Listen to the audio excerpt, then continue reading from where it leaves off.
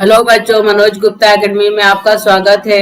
इस चैनल को सब्सक्राइब कीजिए, लाइक कीजिए और अपने फ्रेंड्स के साथ शेयर कीजिए। इसके पहले का भाग 1 जरूर देखिए, आपको भाग 1 का लिंक डिस्क्रिप्शन बॉक्स में मिल जाएगा। बच्चों, इसके पहले हम संयुक्त राष्ट्र संघ की स्थापना, उसके उद्देश्य, उसके तत्व, उसके अलावा उसके जो 6 अंग है, 6 अंगों में से हमने 3 अंगों की जानकारी प्राप्त की है। आम सभा, सुरक्षा परिषद, आर्थिक सामाजिक परिषद, इन तीनों के बारे में हमने जानकारी प्राप्त की। अब हम सचिवालय के बारे में जानकारी प्राप्त करेंगे। बच्चों, सचिवालय उसे कहा जाता है जहाँ पर कागजी कामकाज किया जाता है, जैसे रिपोर्ट तैयार करना, उसको सचिवालय कर, जिसको हम ऑफिस भी कहते हैं। ऑफिस में तरह तरह का कागजी काम किए जाते हैं, उसको सचिवालय। संयुक्त राष्ट्र के प्रशासकीय कामकाज संभालने का दायित्व सचिवालय पर है। सचिवालय के प्रमुख को महासचिव कहते हैं। बच्चों, संयुक्त राष्ट्र जो संगठन है, उसका प्रशासकीय यानी ऑफिस का जो कागजी काम है, उसको संभालने का कार्य जो है सचिवालय करती है। बच्चों, सचिव का मतलब होता है सेक्रेटरी और महासचिव का मतलब होता है जनरल सेक्रेटरी। उसका चयन जो है, उसका चुनाव जो है आम सभा और सुरक्षा परिषद मिलकर करती है। और महासचिव का जो कार्यकाल है 5 वर्षों का कार्य। पहला कार्य है जलवायु परिवर्तन, मानवाधिकार, निरस्त्रीकरण जैसे वैश्विक प्रश्नों पर अंतरराष्ट्रीय परिषद आयोजन करना, यानी पूरे विश्व का जो सभा है उसका आयोजन करना। दूसरा है आम सभा तथा सुरक्षा परिषद की सभा का आयोजन करना। तीसरा है जानकारी संकलन करना, यानी जानकारी को इकट्ठा करना।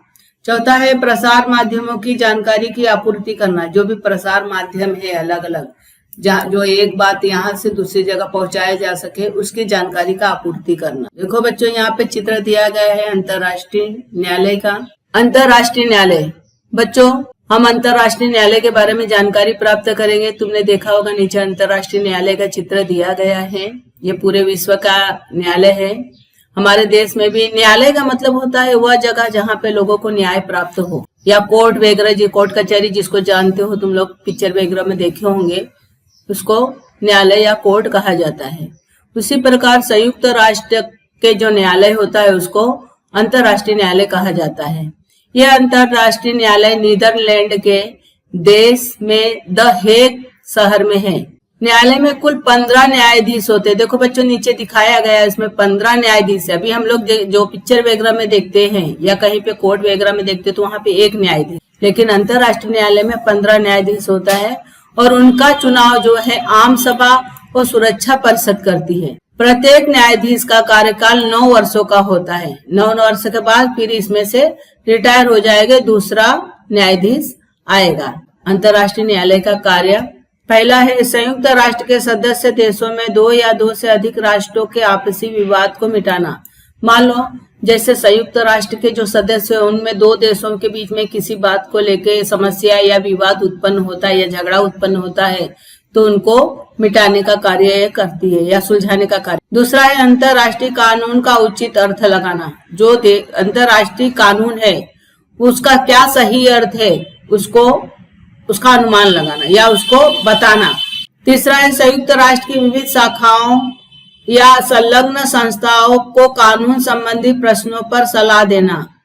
संयुक्त राष्ट्र की और भी कई शाखाएं, मैंने बताया आम, सुरक्षा परिषद, वैसे बहुत सारी शाखाएं ना, आर्थिक सामाजिक परिषद, उन शाखाओं को कानून संबंधी जो भी समस्या आती है उस पर वो सलाह मशवरा देने का कार्य करती है। अंतर्राष्ट्रीय अपराध न्यायालय, अंतर्राष्ट्रीय अपराध न्यायालय अंतर शासकीय संगठन है और एक अंतर्राष्ट्रीय न्यायाधिकरण है जिसका मुख्यालय नीदरलैंड देश में द हेग शहर में है। वंश संहार, युद्धकालीन अपराध और मानवतावाद के विरुद्ध अपराध जैसे अंतर्राष्ट्रीय समुदाय के लिए चिंता उपस्थित करने वाले गंभीर अपराध में समाहित व्यक्ति के अपराधों की जांच करना और उसमें मुकदमा चलाने का कार्य न्यायालय करता है। बच्चों, अगर इसमें क्या होता है, अगर मान लो किसी देश की समस्या है, उसमें जो अपराधी व्यक्ति है जिसने गलती की है, तो उनके अपराधों की जांच की जाएगी और उन पे मुकदमा भी चलाया जाता है।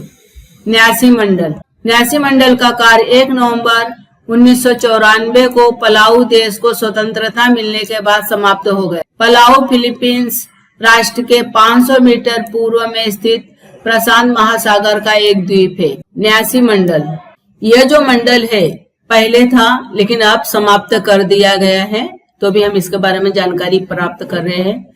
दूसरे विश्व युद्ध के काल में जो प्रदेश उपनिवेश अविकसित थे उनके विकास का दायित्व कुछ विकसित राष्ट्रों को सौंपा गया था। उन विकसित राष्ट्रों द्वारा ऐसे प्रदेश के विकास में सहायता करना तथा स्वतंत्रता प्राप्त करने तथा वहां लोकतंत्र की स्थापना करने में सहायता करना अपेक्षित था। और उस विश्व युद्ध में बहुत सारे ऐसे देश थे जो अविकसित थे, उनका विकास पूरी तरह से नहीं हुआ था, तो उसका विकास करने की जिम्मेदारी कुछ विकसित राष्ट्रों को सौंपा गया था जो पूरी तरह से विकसित है, जैसे अमेरिका हो गया। उसी प्रकार बहुत सारे देश है, तो उन देशों को सौंपा गया था। तो उन विकसित राष्ट्रों द्वारा तो वो उनका विकास करने में सहायता करते थे और स्वतंत्रता प्राप्त करना तथा लोकतंत्र की स्थापना करने में सहायता करना, ये सब कार्य वो करते थे। ये सभी उत्तरदायित्व न्यासी मंडल को सौंपा गया था। इस न्यासी मंडल का कार्य अब समाप्त हो। देखो बच्चों, यहाँ पे चित्र दिया गया है पलाऊ महाद्वीप का। यह एक अविकसित राष्ट्र था, इसके विकास के लिए न्यासी मंडल की स्थापना की गई। बच्चों, द्वीप का मतलब होता है वह स्थान जो चारों तरफ महासागर से घिरा हो। ये महासागर के बीच में एक द्वीप है। अस्थायी स्वरूप के विकास उद्देश्य। संयुक्त राष्ट्र के सदस्य राष्ट्रों ने वर्ष 2000 में एकत्रित होकर नए अस्थायी स्वरूप के विकास उद्देश्य निश्चित किए हैं। उनमें से कुछ महत्वपूर्ण उद्देश्य नीचे दिया गया है। पहला, गरीबी और भूख का निर्मूलन करना। निर्मूलन का मतलब होता है जड़ से खत्म करना, यानी गरीबी और भूख को जड़ से खत्म कर देना। दूसरा है प्राथमिक शिक्षा की सुविधा उपलब्ध कराना। जितने भी बच्चे हैं, चाहे गरीब हो या अमीर हो, सभी को पहली से लेकर 8वीं 7वीं तक की जो शिक्षा है उसको उपलब्ध कराना निःशुल्क रूप में, यानी उसमें किसी प्रकार का पैसा न लिया जाए।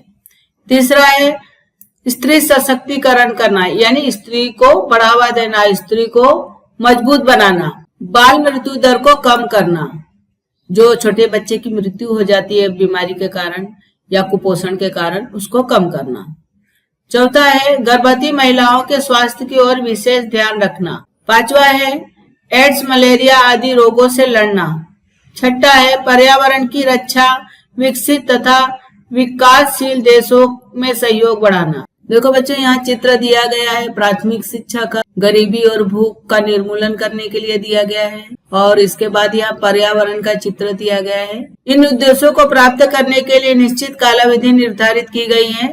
यूनिसेफ और यूनेस्को की सहायता से भारत ने अस्थायी स्वरूप के विकास उद्देश्यों के लक्ष्य को प्राप्त करने की उल्लेखनीय प्रगति की है। इसके लिए यूनिसेफ और यूनेस्को ये संगठन बनाया गया है, और संगठन से क्या किया गया है, जो भी समस्याएं हैं उसका निर्मूलन किया जाता है, खत्म किया जाता है, और तरह तरह का विकास करने के लिए जो उद्देश्य है उसमें जो है यूनिसेफ और यूनेस्को ने बहुत ही ज्यादा प्रगति की है। संयुक्त राष्ट्र बाल आपात कोष अर्थात यूनिसेफ, यह संयुक्त राष्ट्र की संलग्न संस्था, संलग्न यानी जुड़ी हुई संस्था है।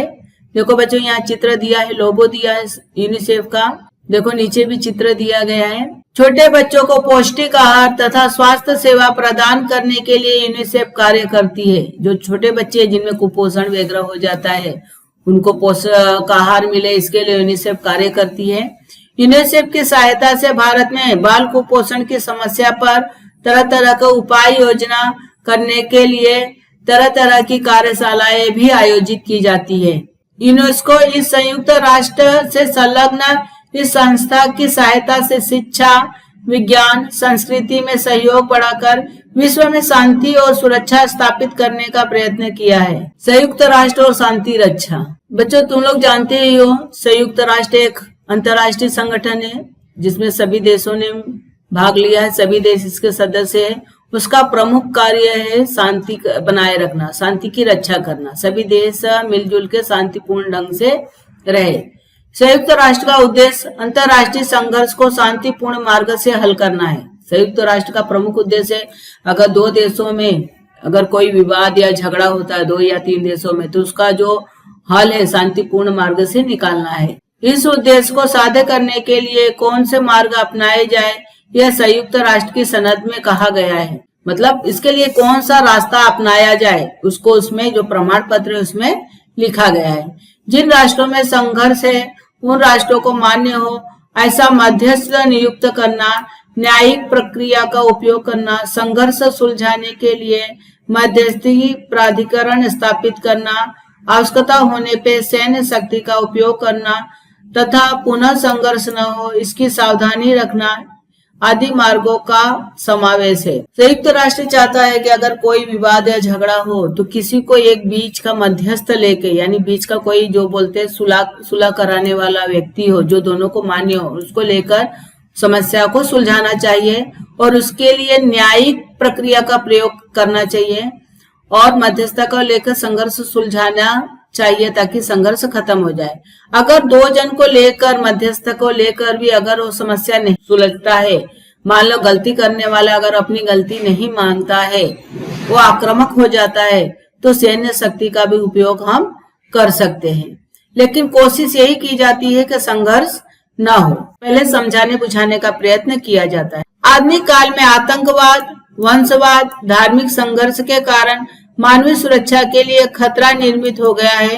देखो बच्चों, यहाँ वंशवाद का चित्र दिखाया गया है। कोई नेता है और वो नेता अपने ही परिवार, अपने ही वंश को, लोगों को नेता बनाने के लिए या चुनाव लड़ने के लिए उसको खड़ा करता है। इसी को वंशवाद कहते हैं, उसको बढ़ाने का प्रयत्न करता है। और यहाँ पे आतंकवाद का चित्र दिया गया है। आतंकवाद हमारे यहाँ एक सबसे बड़ी समस्या है। आतंकवादी लोगों के मन में डर, आतंक उत्पन्न करते हैं जिससे उनका विकास नहीं हो पाता है। धार्मिक संघर्ष, जैसे हिंदू, मुसलमान या ईसाई जो अपने धर्म को ज्यादा महत्व देते हैं, दूसरे धर्म को निचले वर्ग का समझते हैं और उनमें संघर्ष उत्पन्न होता है, तो यह धार्मिक संघर्ष है। और मानवीय सुरक्षा, ये सब भी हमारे आधुनिक काल की समस्या है। अतः संयुक्त राष्ट्र के शांति रक्षा के कार्य को महत्व प्राप्त हो गया है। संघर्षग्रस्त प्रदेश में पुनः हिंसा न भड़के तथा शीघ्र अतिशीघ्र सामान्य स्थिति निर्माण हो, इसके लिए संयुक्त राष्ट्र प्रयत्न करता है। जैसे दंगा फसाद ना हो, कोई भी हिंसा न भड़के, इसके लिए संयुक्त राष्ट्र जो है जल्दी से जल्दी कोई न कोई कदम उठाने का प्रयत्न करता है और स्थिति सामान्य करने का प्रयत्न करता है। जैसे विद्यालय आरंभ करना, जनता के मानव अधिकार के संबंध में जागृति निर्माण करना, सामाजिक, आर्थिक और राजनीतिक सुविधा निर्माण करना, चुनाव लेना आदि। देखो बच्चों, यहाँ पे चित्र दिया गया है भारतीय शांति सैनिक का। संयुक्त राष्ट्र की शांति रक्षा, संघर्षग्रस्त प्रदेशों में अस्थायी रूप से शांति निर्माण हो, इसके लिए पोषक परिस्थिति निर्माण करने का काम इस उपक्रम द्वारा किया जाता है। संयुक्त राष्ट्र के शांति रक्षक संघर्षग्रस्त प्रदेशों में शांति निर्माण करने की दिशा में सहायता करते हैं। संघर्षग्रस्त प्रदेश सुरक्षा के साथ साथ राजनीतिक तथा शांति स्थिरता के लिए सहायता की जाती है। संपूर्ण विश्व में अंतर्राष्ट्रीय शांति और सुरक्षा का संवर्धन करने के लिए संयुक्त राष्ट्र द्वारा अनेक काम किए जाते हैं, उसमें शांति रक्षा भी एक काम है। इसकी पूरक अन्य कृतियों में निम्नलिखित बातों का समावेश है। पहला है संघर्ष प्रतिबंध और मध्यस्थ। मान लो कोई जगह अगर संघर्ष होता है तो संघर्ष को रोक लगाना और किसी मध्यस्थ के सहायता से उनकी समस्या को हल करना। दूसरा है प्रत्यक्ष शांति स्थापना करना, यानी वहां पे खुद जाके शांति को स्थापित करना। तीसरा है शांति रक्षा के उपायों को अमल करना, उसका जो उपाय हो उसको लागू करना। चौथा है शांति स्थिरता और आगे भी शांति बनी रहे इसके लिए प्रयत्न। संयुक्त राष्ट्र और भारत, संयुक्त राष्ट्र स्थापना के पूर्व जो विविध परिषद हुई, परिषद मतलब सभा हुई थी, उसमें भारत भी सहभागी हुआ था, यानी शामिल हुआ था। निरुपनिवेशीकरण का मतलब जानते हो? निरुपनिवेशीकरण का मतलब होता है किसी देश में जाकर कब्जा न करना, यानी अपने देश में स्वतंत्रता पूर्व रखना, जबरदस्ती किसी देश पे कब्जा न करना। निरस्त्रीकरण का मतलब होता है जैसे जो बंदूक, पिस्तौल या हथियार है उसका निषेध करना। वंश भेद जैसे अनेक प्रश्न संयुक्त राष्ट्र के मंच पर प्रस्तुत करने में भारत का भी सहभाग था, यानी भारत की जो समस्या है भारत ने भी जाकर संयुक्त राष्ट्र का जो मंच है वहां पर वो सहभागी हुआ था। संयुक्त राष्ट्र में वर्ष 1946 में वर्ण द्वेष की समस्या प्रस्तुत करने वाला भारत पहला प्रदेश था। देखो बच्चों, यहाँ चित्र दिया गया है, वर्ण द्वेष, काले गोरे का भेदभाव, जाति पाति का भेदभाव। संयुक्त राष्ट्र के सम्मुख अविकसित और विकासशील, अविकसित मतलब जिसका विकास नहीं हुआ, और विकासशील का मतलब होता है वह देश जिसका धीरे धीरे विकास हो रहा है, जैसे हमारा देश भारत। विकासशील राष्ट्रों की समस्या पर हुई चर्चा में भारत अस्थायी रूप से अगुवाई की, अगुवाई मतलब आगे बढ़ा है। संयुक्त राष्ट्र की शांति सेना में सहभागी होने के लिए भारत ने हमेशा अपनी सेना भेजी है। जो संयुक्त राष्ट्र की शांति सेना, उसमें शामिल होने के लिए भारत ने भी अपनी सेना भेजी है। देखो यहाँ चित्र दिया गया है ऊपर। इतना ही नहीं, भारत ने केवल स्त्री सैनिकों की भी सेना वहां पर भेजी है। अंतरराष्ट्रीय संघर्ष शांतिपूर्ण मार्ग से हल हो, इसके लिए भारत जो है प्रयत्नशील है। भारत भी ये प्रयत्न करता है कि पूरे विश्व में शांति बनी रहे, और इससे हमें यही दिखाई देता है।